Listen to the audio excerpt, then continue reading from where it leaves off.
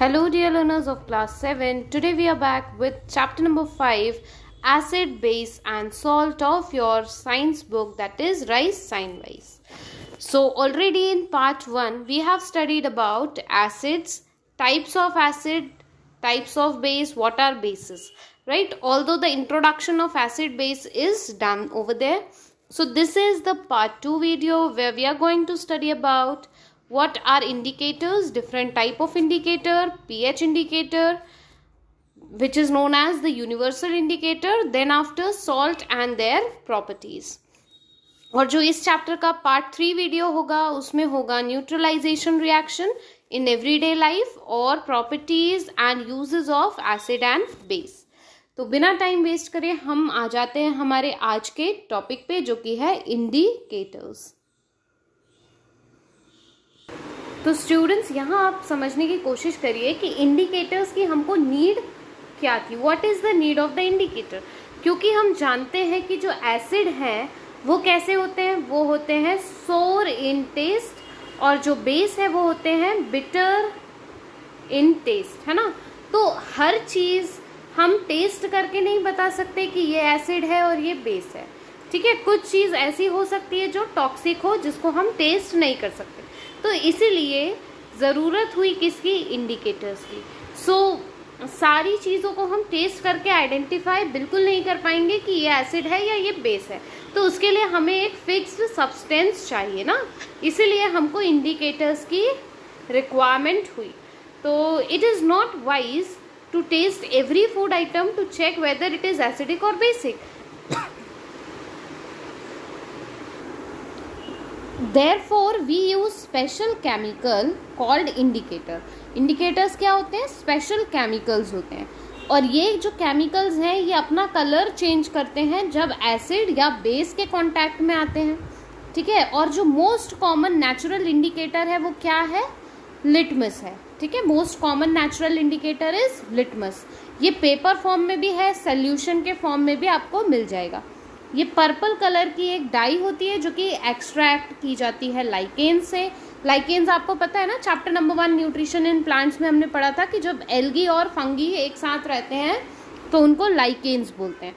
तो ये जो लिटमस है ये लाइकेन से एक्सट्रैक्ट किया जाता है, और इसका जो कलर है वो पर्पल होगा डिस्टिल वाटर में. और जब इसको एसिड में ऐड करेंगे या एसिडिक सोल्यूशन में ऐड करते हैं तो ये जो लिटमस है ये रेड हो जाता है, और जब बेस में ऐड करते हैं तो ये लिटमस ब्लू कलर का हो जाता है. अब लिटमस जो है वो दोनों फॉर्म में अवेलेबल है, सोल्यूशन में और दूसरा पेपर स्ट्रिप्स में. तो जो पेपर स्ट्रिप्स हैं वो रेड और ब्लू लिटमस पेपर की अवेलेबल होती हैं. अब यहाँ litmus paper as an indicator का एक टेबल दिया हुआ है कि अगर एसिडिक सोल्यूशन है तो रेड लिटमस रेड रहेगा और जो ब्लू लिटमस है वो ब्लू में टर्न हो जाएगा. अगर बेसिक है तो जो रेड लिटमस है वो ब्लू में टर्न होगा और ब्लू लिटमस ब्लू ही रहने वाला है. नेक्स्ट हम बात करते हैं नेचुरल इंडिकेटर्स की. तो जो इंडिकेटर्स हैं वो 2 पार्ट्स में डिवाइडेड हैं, ठीक है. 2 टाइप्स उसको हमने क्लासिफाई किया हुआ है इंडिकेटर्स को. पहला है आपका नेचुरल और दूसरा है सिंथेटिक इंडिकेटर, जिसको आप मैन मेड इंडिकेटर्स भी बोलते हैं, ठीक है. ये देखिए यहाँ लिटमस पेपर की स्ट्रिप्स आपको दिखाई गई हैं. ये है ब्लू लिटमस और ये है रेड लिटमस की स्ट्रिप. तो इंडिकेटर्स आपको समझ आ गया, नेचुरल और सिंथेटिक इंडिकेटर्स. अब नेचुरल में भी बहुत टाइप के इंडिकेटर्स हैं, जैसे कि turmeric, grape juice, China rose, ये सब आपके नेचुरल इंडिकेटर्स हो गए. सिंथेटिक की बात करें तो फिनोफ्थिलिन, मिथाइल ऑरेंज, ये आपके सिंथेटिक मैनमेड इंडिकेटर्स हैं. तो अब हम डिटेल में पढ़ लेते हैं इंडिकेटर्स को. नेचुरल इंडिकेटर्स जो है वो फर्स्ट टाइप ऑफ इंडिकेटर है. ये जनरली नेचुरली ऑकरिंग होते हैं, जैसे कि जनरली प्लांट्स से ये इंडिकेटर्स मिलते हैं. They can be prepared easily from different plants and their parts such as red cabbage, beet root, turmeric, grape juice, onion, China rose. तो ये एक आंसर भी है, तो आप इसको हाईलाइट कर लीजिए. A solution of natural indicator is prepared by boiling plant part in water. और जो नेचुरल इंडिकेटर्स है उनका सोल्यूशन कैसे बनता है? कि आप उस प्लांट के पार्ट को वाटर में बॉईल करेंगे तो वो आपको सोल्यूशन मिल जाएगा इंडिकेटर का। और इस सोल्यूशन को जब आप डिफरेंट सब्सटेंस में डालते हैं तो ये अपना कलर चेंज करता है, यानी कि अगर आप इसको एसिडिक मीडियम या बेसिक मीडियम में डालेंगे तो यहाँ पे कलर चेंज शो होगा। सेकंड है आपके सिंथेटिक इंडिकेटर्स। तो सिंथेटिक इंडिकेटर्स जो है वो ह्यूमन मेड इंडिकेटर्स हैं और बहुत वाइडली यूज़ किए जाते हैं एसिड बेस इंडिकेटर्स में। एग्जाम्पल जैसे कि मिथाइल ऑरेंज, मिथाइल रेड, फिनोफ्थिलिन, ये सब सिंथेटिक इंडिकेटर्स हैं। मिथाइल ऑरेंज की अगर हम बात करते हैं तो मिथाइल ऑरेंज जो है ये रेड कलर में टर्न हो जाता है जब एसिडिक सोल्यूशन में होगा, और येलो कलर में टर्न होता है जब बेसिक में होता है। मिथाइल रेड कलर में टर्न होगा जब एसिडिक सोल्यूशन में आता है, और येलो रहता है कब, जब वो बेसिक में रहता है। फिनोफ्थिलिन जो है वो कलरलेस रहेगा एसिडिक सोल्यूशन में, और पिंक कलर होगा इसका बेसिक सोल्यूशन में। नेक्स्ट हम बात करते हैं पीएच इंडिकेटर की। पीएच इंडिकेटर एक बहुत आईएमपी टॉपिक है। उसके बाद इस इंडिकेटर को बोलते हैं यूनिवर्सल इंडिकेटर, और ये एक ऐसा इंडिकेटर है जो सब्सटेंस को वीक या स्ट्रॉन्ग में भी कैटेगराइज कर देता है। ये यूनिवर्सल इंडिकेटर है क्योंकि ये बना हुआ है डिफरेंट सोल्यूशन या डिफरेंट कंपाउंड से। इसके बाद इसमें जो कलर चेंज है over the range of pH value to indicate acidic और एल्काइनिटी। तो जो कलर चेंज है वो पीएच वैल्यू के बेस पे होता है। ये पीएच वैल्यू डिटरमाइन करती है कि सब्सटेंस कैसा है, या तो वो स्ट्रॉन्ग एसिड है या वीक एसिड है, स्ट्रॉन्ग बेस है, वीक बेस है या न्यूट्रल है। अब इसको यूनिवर्सल इंडिकेटर इसलिए भी बोला जाता है क्योंकि ये डिफरेंट सब्सटेंस की डिफरेंट पीएच वैल्यू बता देता है और एक एग्जैक्ट स्ट्रेंथ देता है, और value of acid base test gives the exact strength and the value of acid base test.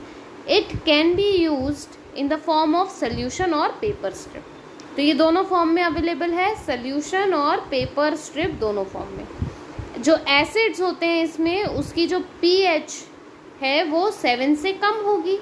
7 से कम वाले जितने भी हैं वो सब एसिड हैं, और in the lower the pH value the stronger the acid. जितनी कम पीएच वैल्यू है उतना ज़्यादा एसिडिक सब्सटेंस है।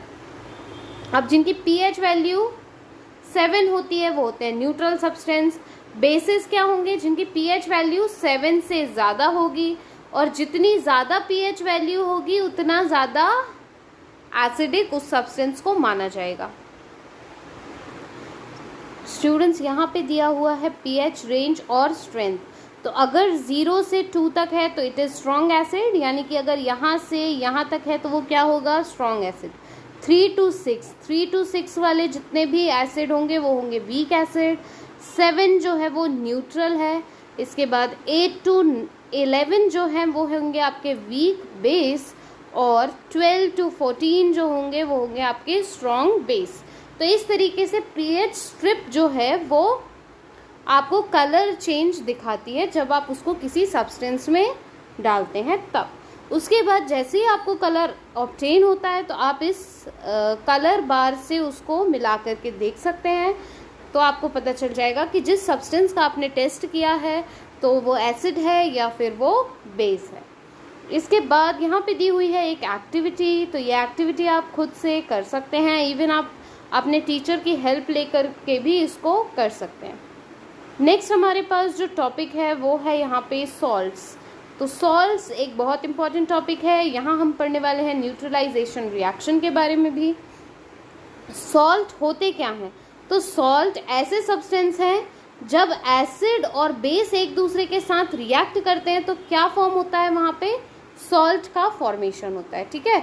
और जो रिएक्शन होती है जिसमें बेस और एसिड रिएक्ट करते हैं और उसके बाद जब सॉल्ट और वाटर का फॉर्मेशन होता है तो इस रिएक्शन को हम बोलते हैं न्यूट्रलाइजेशन रिएक्शन।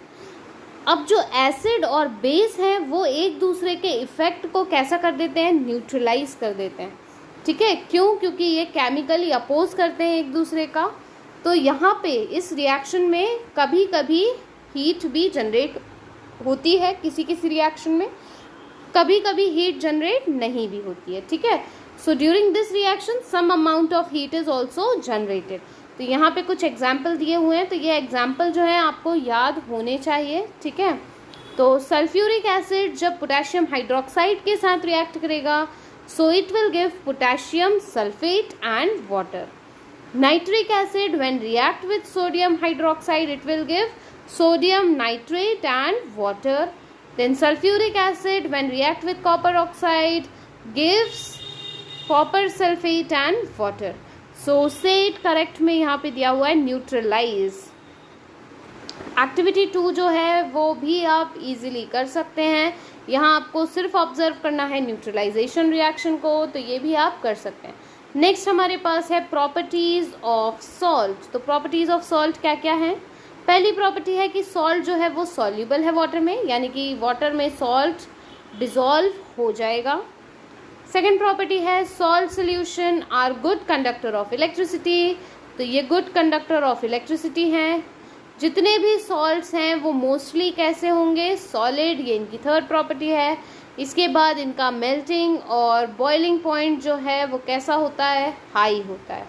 तो यहाँ ये जो आपका पार्ट 2 का वीडियो है इसको मैं एंड कर रही हूँ। अगर आपको कुछ डाउट वगैरह है तो आप बेशक कमेंट सेक्शन में पूछ सकते हैं। Then if you have any sort of question those are also welcome in comment section. If you want question answers, you can ask for the link over there. So stay connected to ScienceWise. Thank you, dear learners.